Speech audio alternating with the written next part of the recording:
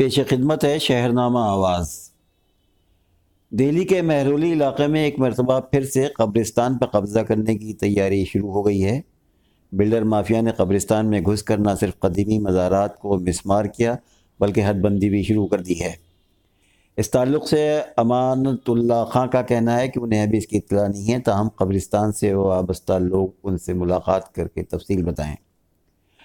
ادھر دہلی وقف بورڈ کا کہنا ہے کہ کل سے یہ حالات کا جائزہ لے رہا ہے۔ غور طلب ہے کہ آئے دن مہرولی میں وقف املاک پر قبضہ کیا جاتا رہا ہے اور اب تک وقف کی بیشتر املاک پر ناجائز قبضہ ہو چکا ہے، مگر ابھی تک ایک بھی جگہ کو خالی کرانے میں کامیابی نہیں مل سکی ہے اور کچھ کے معاملے عدالت میں زیر غور ہیں۔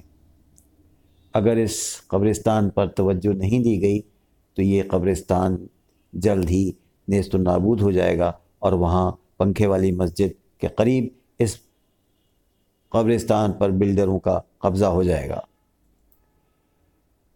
بلال احمد چنگیزی اور سید شہاب الدین کا کہنا ہے کہ آج کچھ لوگ زبردستی قبرستان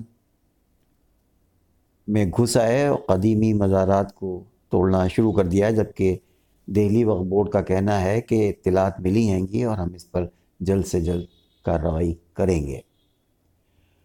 ادھر سعودی عرب سے خبر ہے کہ وہاں کے اٹارنی جنرل نے کہا ہے کہ بدعنوانیوں کے الزامات میں حراست میں لیے گئے افراد سے تحقیقات تقریباً مکمل ہو چکی ہے۔ حکومت کے ان سے تصفیے طے پائے گئے ہیں اور انہوں نے 400 ارب ریال یعنی 107 ارب ڈالر سے زیادہ کے اثاثے واپس کر دیے ہیں یا ان کی واپسی سے اتفاق کیا ہے۔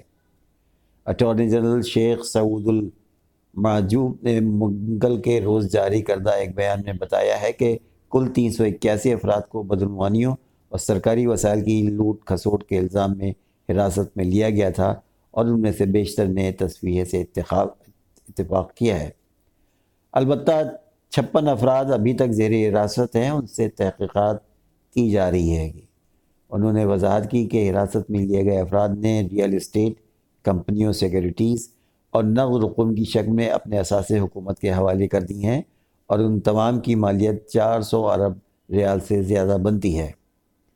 قبل ازیں سعودی حکام نے دارالحکومت ریاض میں واقع ہوٹل رٹز کارلٹن میں زیر حراست تمام افراد کو معاملات طے پائے جانے کے بعد رہا کرنے کا اعلان کیا تھا۔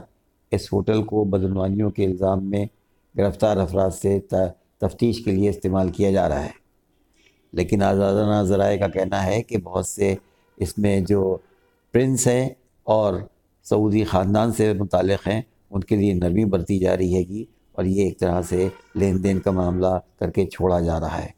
شکریہ۔